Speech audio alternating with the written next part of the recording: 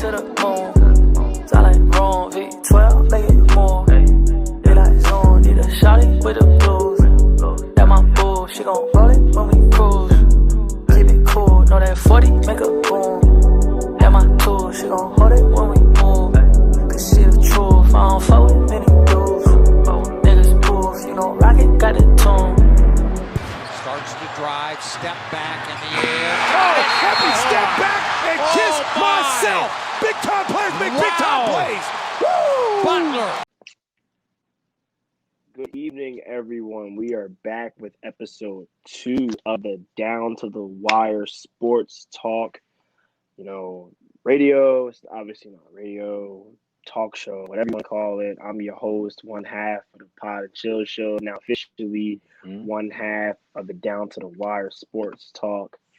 Vanessa Velli, and my guest over here, who is no longer a guest, he is now one half of the Down to the Wire Sports Talk. You can introduce yourself, man. We're here. Let's go. This is JR, other half of Down to the Wire, episode 2. Ready to get into it. We got a couple of things to discuss today. So let's get into it. I'm ready to go, man. So let's get into it, man. Lay it on me. So the first thing I want to talk about, man. There's been a lot of discrepancy over, what is this? What is that? Who's top 5 in the world? What does the best basketball player in the world actually mean? I feel like our viewers should, before we even get into the top 5 players in the world, I feel like our viewers should be aware of what it actually means. Now, to me, the best player in the world means that you bring the absolute totality to the game on a nightly basis. So I'm just going to go ahead and say it here. I feel as though since he hasn't been taken off the throne technically, I feel like LeBron James is still the reigning top 1 player of the world, because You gotta just give your number one way like that. I feel like Kim and Katie are right there. I feel like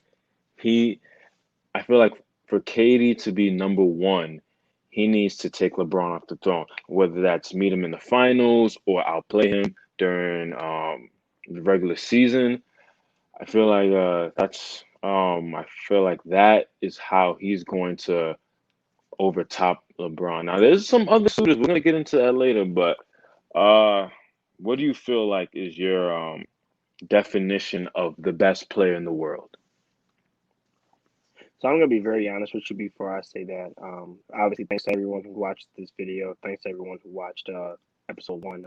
Thank you for everyone who will watch these videos in the future. The best player in the world, I had to learn this. The best player in the world doesn't always win the championship.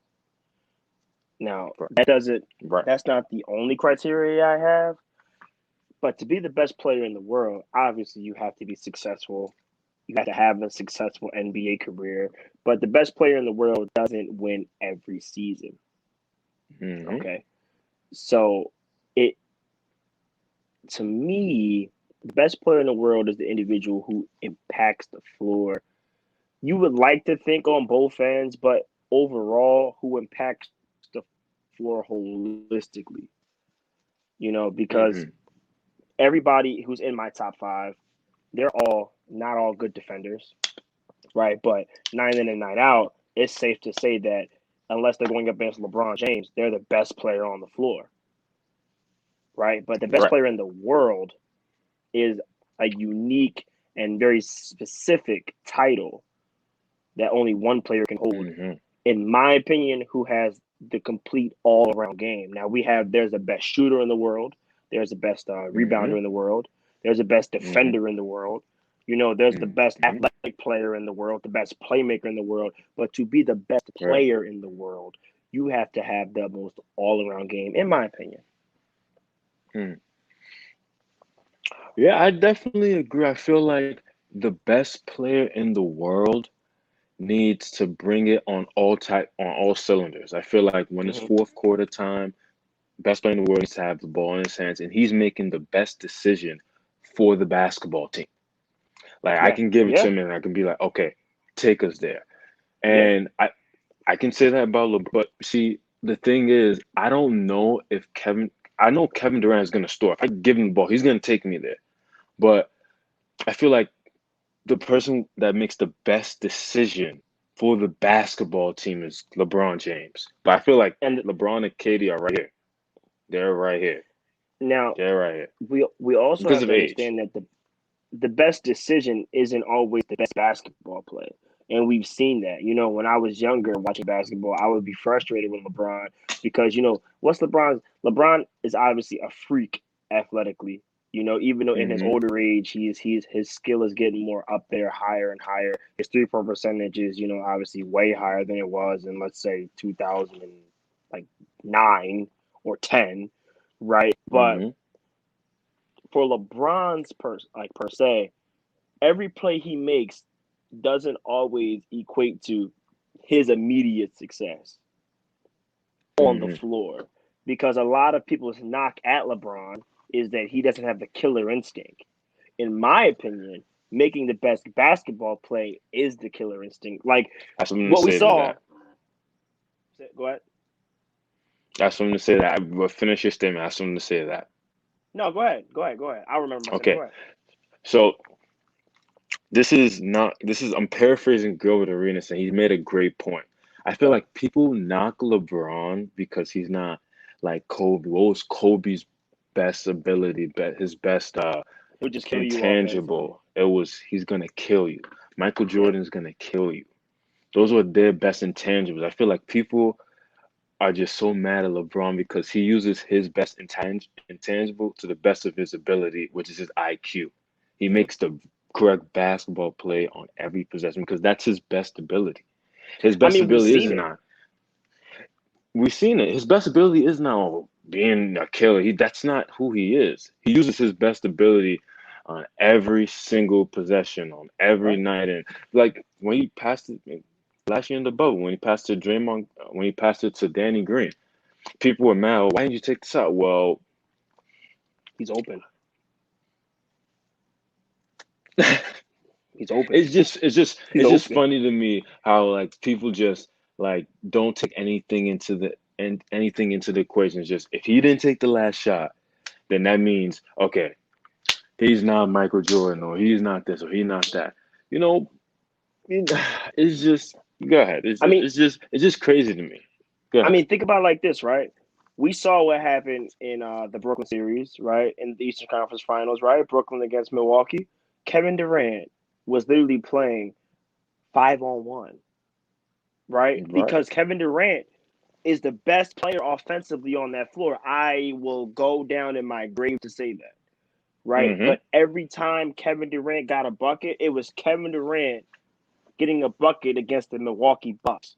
When the Milwaukee Bucks scored, it was the right basketball play. Kevin Durant is going to get you a bucket. But as we saw with the last shot Kevin Durant took, every shot was so tough because Kevin Durant was not creating offense for the Brooklyn Nets going down the floor because in Kevin Durant's mind, I'm the best player on the floor. I'm gonna shoot the shot, and now you turned this game to 5-on-5 into 5-on-1 because you, in your mind, Kevin Durant, get great. Kevin Durant's great. I'm not disagreeing, Great. but Mm-hmm. you're not gonna championship basketball isn't. I'm gonna get a bucket, and that's it. That's no, that's not it, and that's why you took the same shot the first time you made it, the second time you missed it. You never know Coaching what would too. happen if you made the right basketball play. Well, go ahead. I'd say coaching too plays a factor, and I feel like Steve Nash was a novice at coaching, and he, even though they had Mike D'Antoni, they had a couple of their top assistants really guiding him. I feel like he wasn't ready for that position just yet. I feel like they just was trying to lean on the talent. Oh, the talent, we're just gonna get there. Or they could have got there. They could have won the championship if Injuries had it also. not been for Harden and Kyrie going down.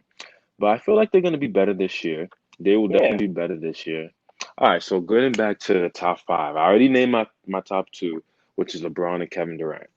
Okay. Okay. So my number 3, I'm sorry, this is probably going to be an unpopular opinion, but he's fresh off a Finals MVP at giving the Phoenix Suns a 50-piece McChicken nugget. I'm picking Giannis Antetokounmpo. I'm picking him. The Greek Freak. I have Okay. to. I Okay. have to. Number 4. Okay. Number 4, I'm gonna go Kawhi just based on his talent. It just demands top 5. And then number 5, I'm still putting Steph Curry. I'm still putting Steph Curry because he has the greatest ability in basketball, which is to shoot, as we call it, Sean Dubois, Hall of Fame shooting. Hall of Fame shooting, baby. He shoots the basketball better than anyone who ever lived. From So the he's parking top lot. 5. All And right. you're Do you have top an 5. honorable mention at all? My honorable, yes, I do have a couple of honorable mentions.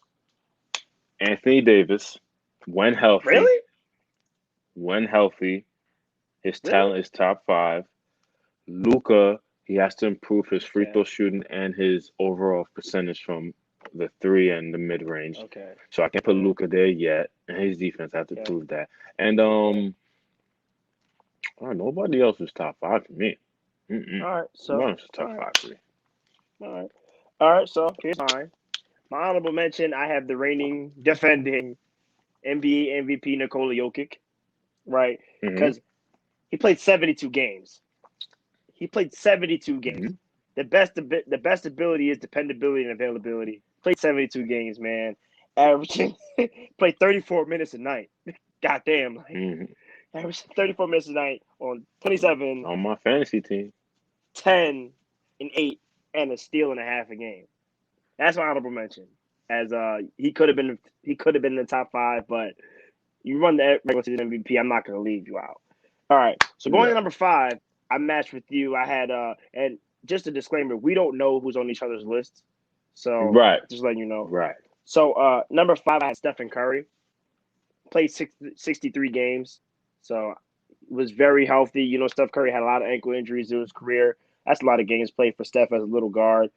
Averaged 32, 5 and 5, and a steal. That's definitely top 5. Hall of Fame shooting. Steph Curry will not ever not be in my top 5, dead or alive. Number 4, I have Luka Doncic. Simply because, you know, my biggest knock to Luka was, which I said earlier, was his defense. But I mean, dude, come on, man. Come on.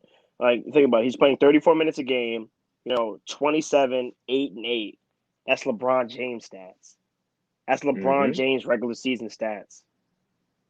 I don't know who his second star. They need to utilize Kristaps Porzingis maybe in a different way or trade him to get somebody that better complements Luka Doncic's game.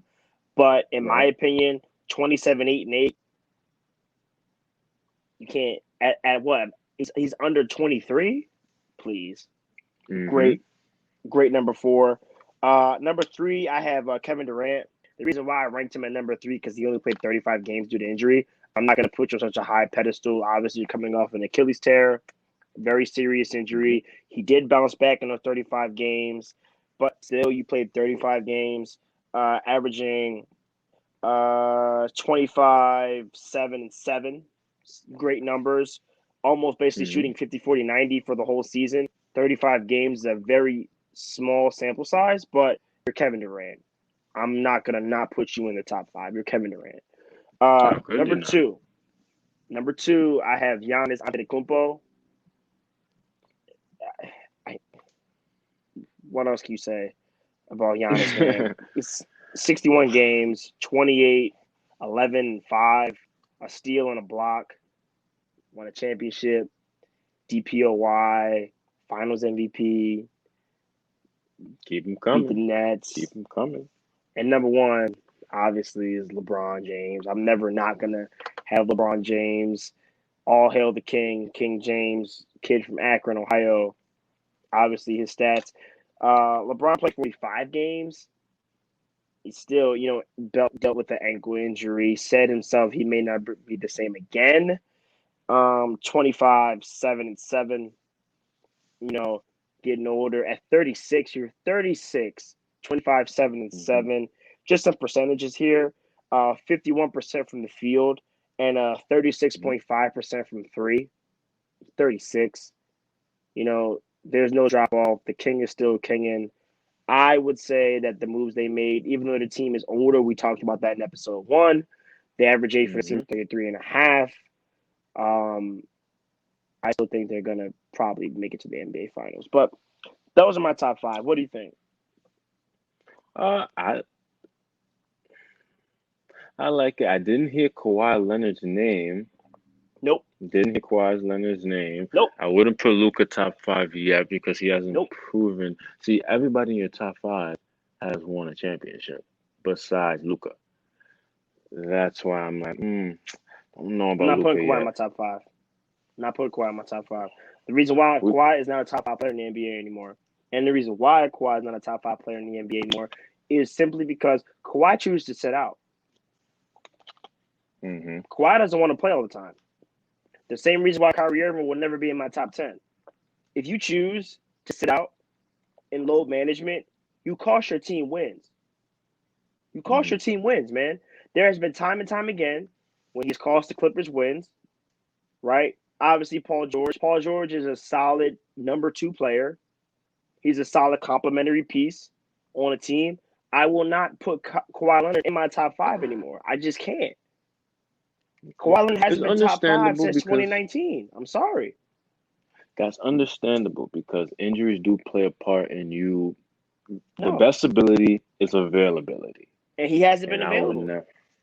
You have to be available. He's probably not going to be available next year. So I can give you that. Okay, I don't have a problem with the rest of the list, though. I do want to bring up another important topic.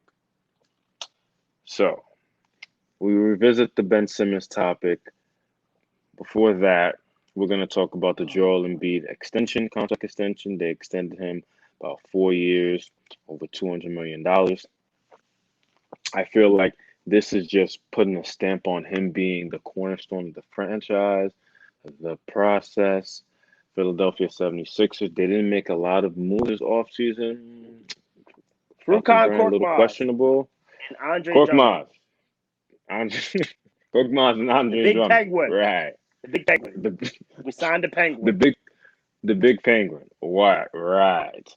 So, yeah, I feel like they've established themselves. They said, okay, Joel Embiid, he hasn't, he's going to get the injuries here and there, but when he's available, he's an MVP candidate every single game he steps on the floor.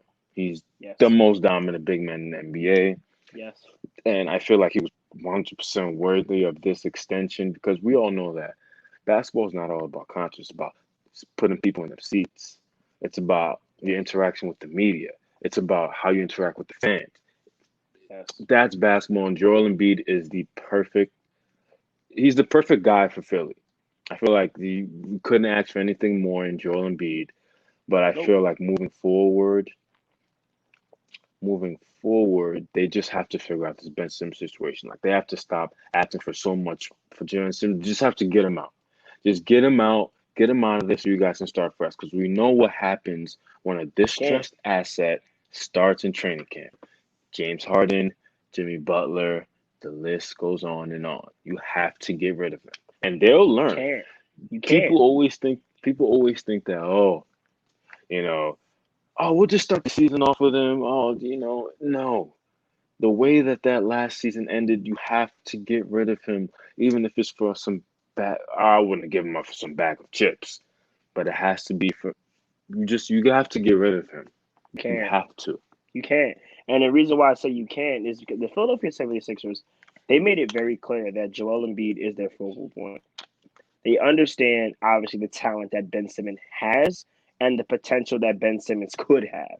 They understand that. But what they know is what they've seen. And they've seen Joel Embiid finish second in MVP voting and also fourth in MVP voting in his third year in the NBA. They've seen Joel Embiid average 28 and 12 and a block and 1.8 blocks. They've seen that. Is he injured? Yes. Will he miss 10 plus games this season? Yes. Will he not always play back-to-backs? Yes. I understand that. But what is evident is that Joel Embiid does show up in big moments. Your big man will take you off the dribble, can shoot free throws, can shoot threes from the top of the key, is clutch, Mhm. high free throw percent shooter, right? But my thing is, we can't get the value we want for Ben Simmons simply because we waited too long. Mhm. It's like a stock trade. If you trade options and you sell your option, right, when you're in the seller's market and you bought a high cost option, no one's gonna buy your option. Your option then becomes worthless. What we want for Ben Simmons is not what we will get in return for Ben Simmons. Think about it. Mhm. Malcolm Brogdon, I would say, is almost teeter-tottering all-star player. We said Oh, no. yeah. James Harden, we could have had James Could have. Harden. Sixers said no. So my thing is, Mhm. Philadelphia, what is it that you want for Ben Simmons? And now we see the market ain't that high on Ben Simmons right now. I don't care what video you see on Twitter and sideline sources and Bleacher Report of him shooting threes. The NBA doesn't care. The NBA community doesn't care about the boy who cried 3 pointers. We don't care. We don't care anymore. Simple as that. We don't care. Well, it's a sticky situation. We have to see it unfold. Everything we say here is speculation, but I just feel like they have to move. Getting down to the nitty gritty, there was a very, very popular podcast episode that came out. Um, this was last Wednesday, and it had to do with the infamous argument in 2018 against the Clippers between Kevin Durant and Draymond Green, which Mm-hmm. many would say led to his eventual departure with Yes. Golden State. Yes. Um, See, now watching them both individually talk about it and then Mm-hmm. watching them as a collective talk about it, I feel Mm-hmm. like what ultimately led to Kevin Durant's departure was just him just becoming a man. I feel like that second championship didn't satisfy him as much as he thought it would. I feel like the first one he really locked into basketball. He really locked into the Warriors. He was always playing every game. He was always going hard in practice. I feel like that first year, like he really ingratiated himself within the Golden State Warriors organization. Mm-hmm. I feel like the second time, he kind of wanted to grow a little bit. He wanted him, he's fresh off a Finals MVP. He wanted him more to be centered around him. And I feel like the second year, he really thought to himself like, oh, he can't really do that, as well as his ventures, his investments. Kevin Durant's a very smart businessman now, and I feel like in Oklahoma City he couldn't grow as a player because he had the whole stigma around you know Russell Westbrook. Can he win? I feel like he just needs to go to Golden State, and then after Golden State, I feel like he wanted to start somewhere new, and he chose Brooklyn because Brooklyn is an up and coming city. They really hadn't had a lot of success in a New York, New while. York. New York City, baby, the best city in the world. Mm-hmm. But yeah, I feel like Brooklyn was a great spot for him. He loves the city, and he obviously attracts superstar level players, which eventually led to Kyrie and then James Harden. So I feel like this decision for him going to Brooklyn wasn't predicated on the interview for not the interview, the altercation with Draymond Green. I feel like he already had in his mind, okay, I'm just gonna come to Golden State this third and last year. I'm just gonna come just to three-peat. I'm already have my mind on different ventures. And Hasn't been done you know, since the 2000s, early yeah. 2000s. hmm So what's your take on that? What's your take on how it all unfolded with Kevin Durant his eventual time with Brooklyn coming to a start and then Golden State coming to an end. It's a really good question. I actually watched the All the Smoke podcast with Matt Barnes and Steven Jackson in the interview prior, and then I watched the Draymond Green and Kevin Durant interview, and that was, I would say, I'm taking my talents to South Beach. Because obviously we were younger when LeBron James said in 2010, "I'm taking my talents to South Beach." That was the decision. This was our generation's. I'm going to Golden State. This was our generation's version of that. And so many people, even to this day, drag Kevin Durant because of that. And my whole thing is, if you look at it holistically, if you had a chance to play with the two best shooters of all time, would you not do it? Right. If you had a chance to stop carrying the load day in and day out and play through a free-flowing offense as a basketball player, would you not do it? So I feel like some people have different motives. Because if you ask someone like Damian Lillard that, he would say no. But if you have to ask somebody like Kevin Durant who truly wants to get better and perfect his craft in basketball and doesn't care about what people say, doesn't care about joining this, joining that, then yeah, I would do it. But if it's, it depends on the person. It depends on the person. And people love saying that Kevin Durant, super teams, it was over, it was over, it was over. Let me be quite frank with you really quickly. There's a man by the name of Charles Barkley, right, who gave Kevin Durant so much crap, right, throughout his time in Golden State. Charles Barkley is what he wanted to be if he was Kevin Durant. And I'm going to explain to you why. Charles Barkley got drafted to a Philadelphia 76ers team that was fresh off of a championship. Dr. Dre got older. Moses Malone got older. They had more cheeks. They had a very stacked team, right? They did not win the championship with Charles Barkley. Charles Barkley was not winning in Philadelphia. So you know what Charles Barkley did? He went to a team that he thought was going to win, Phoenix Suns. He became MVP, right? He went to a better situation, lost in 6 to the Chicago Bulls. Okay? Then Charles Barkley said, I want to win a ring. I want to win a ring. The going got tough for Charles Barkley in Phoenix. So guess what he did? He went to Houston with who? Hakeem Olajuwon and those boys, thinking he was going to build a super team, thinking he was going to win a championship. Didn't happen. But yet you give so much crap to Kevin Durant. Shaquille O'Neal. Big Shaq Diesel, we love him. We love you, Shaq. You give so much crap to Kevin Durant when he went to Golden State. But what happened after you left Miami?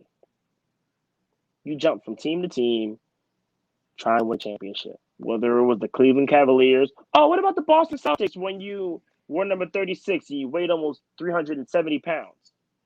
I was trying to win a championship. Yeah, I bet. You were trying to win a championship. You were sitting on the bench, playing less than 20 minutes a game, trying to win a championship.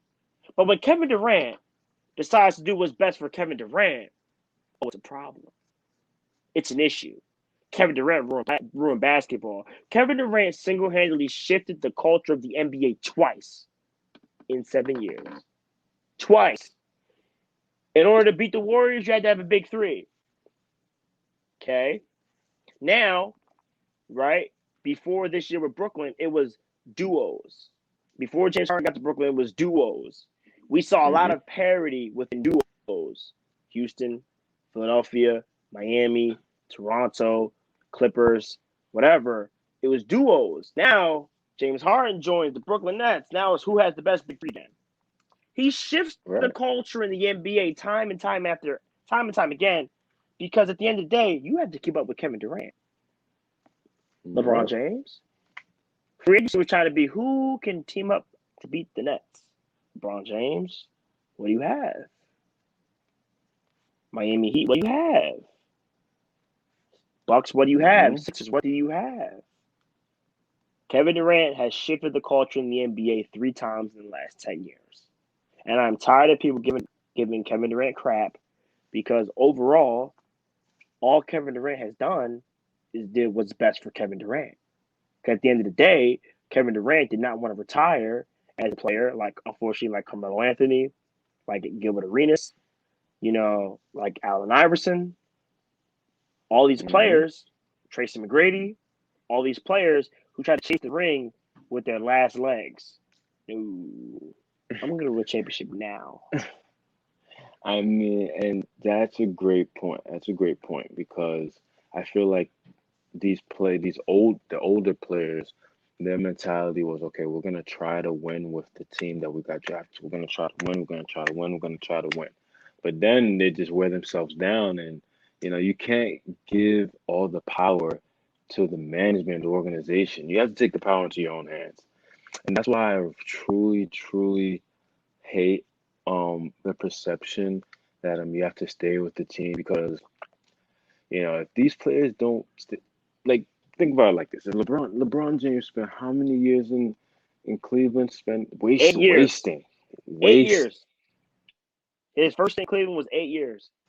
So Kevin Durant, he's definitely pursuing other ventures, and I feel as though this is just gonna be a great season, man.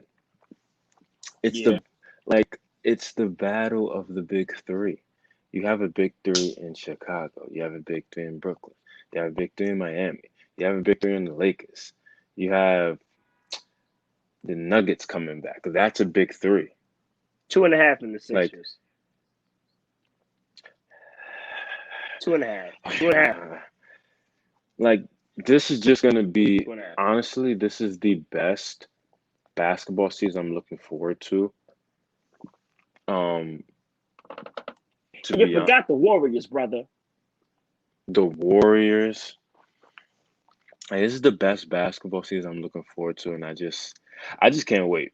I hope everybody strap on your seatbelts because it's gonna be a bumpy, bumpy ride. Yes, it is. Yes, it is. Yes, it is. So, bumpy ride. the last thing we want to talk about here, we're approaching the 35-minute mark. The last thing we want to talk about here is politics in the NBA. Now, this was a topic that JR brought to me. And as you guys know, it is less than 500 spots in the National Basketball Association. 495. Yeah, 495. Okay. You want to fit that 12, 13-man roster to obviously bring prosperity to you and, your family, your kids, your loved ones, whatever, or yourself, right? So talk to me a little bit about what you thought about that because you brought this topic to me. I kind of want to hear your take on it, and I'll comment when I, whatever. I feel like when we talk about politics in the NBA, there are so many players, there are so many good players that deserve a roster spot in the NBA. And because of the dichotomy, the whole dichotomy of it is it's just sickening and it's wrong. Carmelo Anthony was not okay. It was deemed by 30 NBA teams that he was not deserving of a roster spot. We're talking about Carmelo Anthony. For a year and a half, he wasn't deemed roster spot. But we can give a roster spot to Thanasis Antetokounmpo. Come on. I was waiting. That was my point. You took my point. But I'm upset. I'm so upset because let me tell you something. Thanasis Antetokounmpo. I get that you're on the Bucks, and I get that your brother basically runs Milwaukee. You won a championship in the city. But let me make something very clear. There is a guy by the name of Isaiah Thomas who averaged 29 points, in the NBA. Almost beat Larry Legend's most points in a single season for any Boston Celtic ever. He doesn't have a job. Hmm. He doesn't Now, why have doesn't he a have a job. job? He doesn't have a job. I was Why? thinking about this heavily. Do you really, if you're an NBA team, do you want a liability on the basketball court?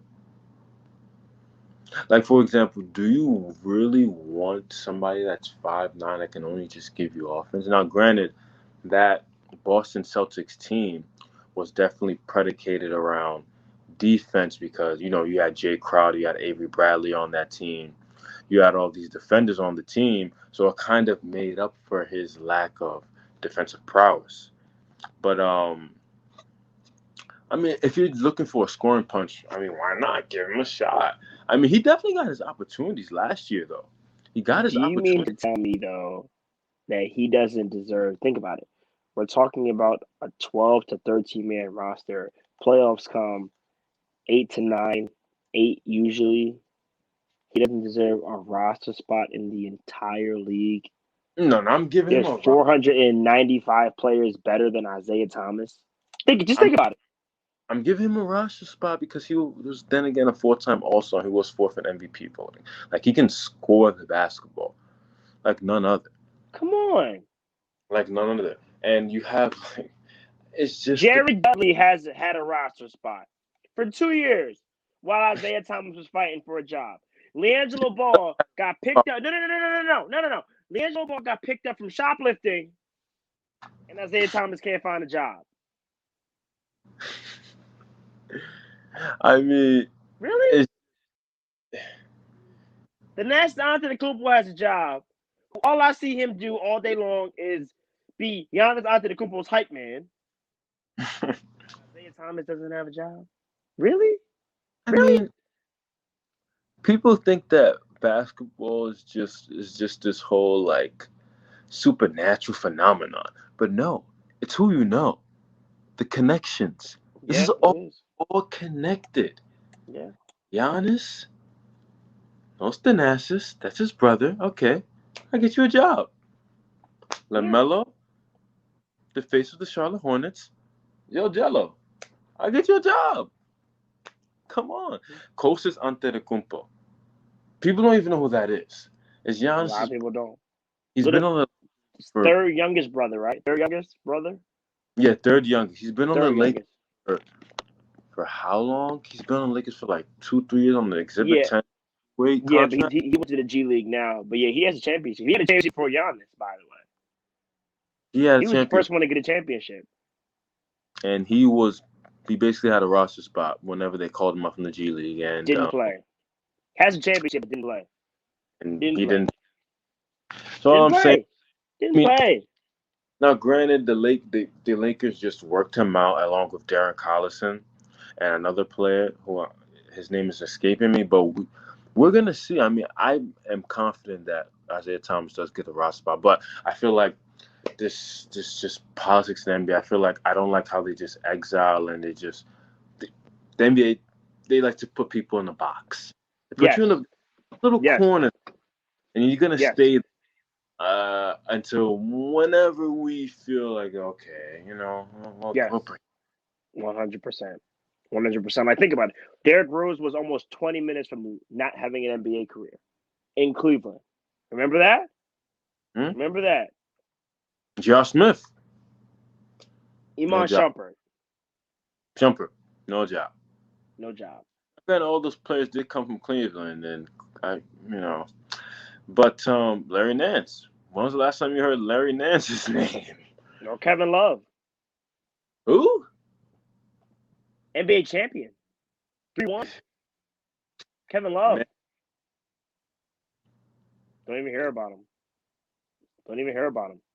Think about what they did to Harrison Barnes, NBA community. Remember that? When he missed all those wide open shots in Golden State and they shipped him off to Sacramento, and what he did in Team USA.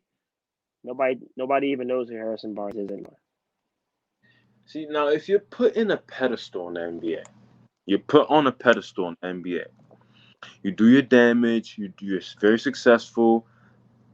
The one impediment, the one impingement that happens, your life is going down. Done. Barnes, you were below subpar in the playoffs. IT, your hamstring injury. Not your hamstring. But that your hip. wasn't even his fault. It wasn't his fault. It wasn't Poor his, management. Poor management.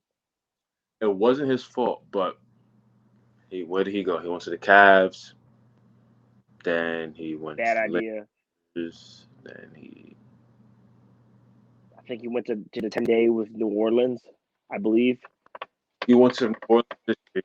He did for On like a 10-day. yeah. But it's like he can never just get back to where he's never gonna get back to where he was because the No. team is leaving him. No. Like the Celtics were, he was. It's just sad because these guys would just do for big paydays that they deserved because the management didn't put players in them seats. The IT put players in those Boston seats. He took them to the Eastern Final multiple times. He did. Something Kyrie said. Kyrie cannot say. He took him to the Eastern Conference I'm sorry. Had to. a couple of times, and then he has nothing to show for it. I'm sorry, guys. My light just turned off. You're good, bro. You're good. He has nothing to show for it. And they're just sad because I really believe in IT. I believe he's deserving of a roster spot in the NBA, and he just doesn't get it. And it's just Now sad. is IT a starter? No. You don't think so? No. IT's not better than Eric Bledsoe? No. IT's not better than Patrick Beverly? No. You're wilding. You're crazy. You're crazy. You're crazy if you think that. No. You're Because crazy if you think that. they're tangibles. What they bring to the game is more than what IT can ever bring to the game. Mr. 94 feet, all the shenanigans, all the Patrick Beverly type scenarios that he actually brings to the floor, like that matters. What he did to KD in 2018, they stole 2 games from Golden State that year because of all the shenanigans. That matters. It That does. all matters. It does.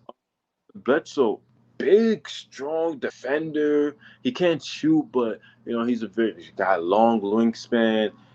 Those things matter. And IT, I mean, Is he better than Eric Gordon? no. I'm still taking Eric Gordon. Over someone that averaged 29 points in the NBA. You're taking Eric Gordon over Isaiah Thomas. Can you do that again? I don't know if you can do that again. You don't know because he doesn't have the opportunity. I mean, he was just on the 10-day. He didn't do. I mean, okay. On a legitimate contract, and let's see what happens. Okay. Well, we have to see that. Who's going to take the chance? What team out there is going to take the chance on Isaiah Thomas? Honestly, right now. No one. What team? Because not the Sixers, not the Lakers, not the Celtics, not the Cavs, not the Kings, not the Timberwolves, not the Clippers. I can keep going.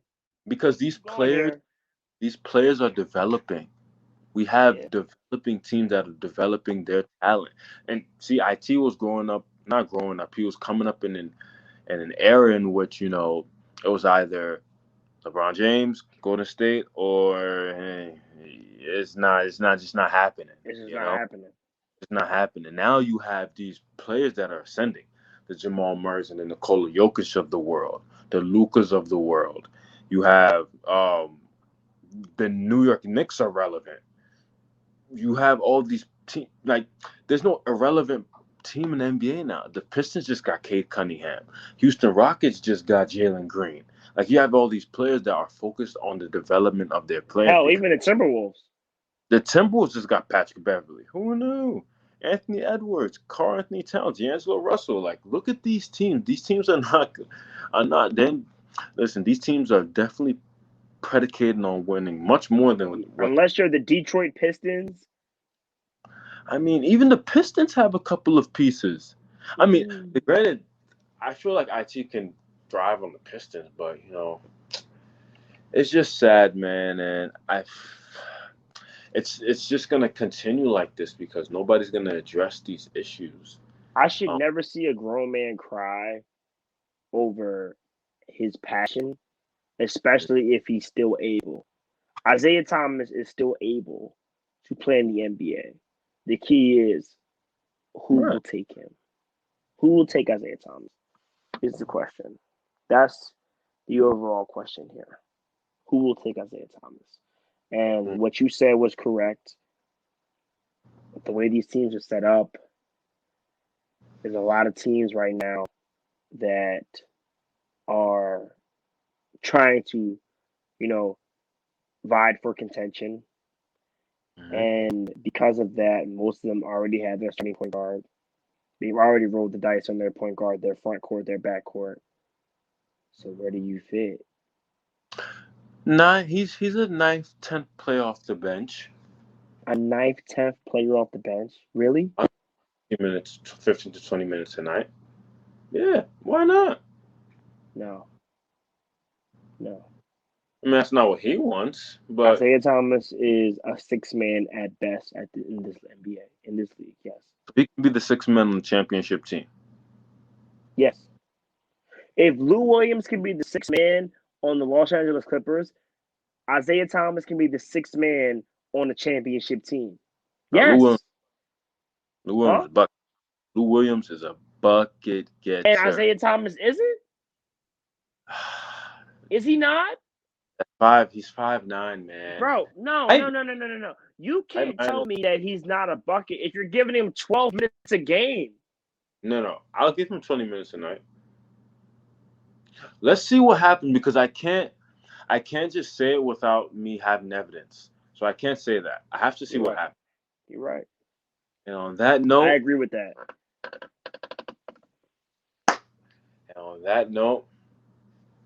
That is a wrap for Down to the Wire. 1/2 JR. Next episode is going to be great. We will have a special guest, a very remarks for Sean before we I'm your host today, and to always, Vanessa Villi, 1/2 of the podcast, Chill Show, Heart 13 plus country around the world. I am also now one host of the Down to the Wire Sports Radio Talk, whatever you want to call it, episode 2. We are getting to the nitty gritty. Always, you want to hear us, we are on at least, once a week here. Patreon, you can subscribe, be a follower, be a patron at for as little as $2. We have a cartoon, Ordinary Antics. Episode 3 coming out. It's going to be a 15-minute episode 3. It took almost 3 months to make. There are a lot of different voices in it, so please check that out. Again, like, share, subscribe. Love it, hate it, dislike it. Hit the bell for notifications. This will be on YouTube. This will be on Instagram. This will be on Twitter and TikTok. Thank you very much, ladies and gentlemen. I'm always here. One love, peace and love. Be safe. Wear a mask. If you don't, love you. Bye. Peace. Also, if you guys have any questions, any comments, any concerns, anything you guys want us to talk about, please comment below. Please tell us. Anybody you guys want us to bring onto the show, anything, any people, specific people, any sports. We can also talk about other sports. We will have other segments on football and soccer and what have you, and baseball. And wrestling. Wrestling's coming. We will talk about wrestling. Wrestling's coming. Oh yeah, guys, let us know. Let us know. We want feedback. We want constructive criticism. Let us know. Bye, guys. Love you guys.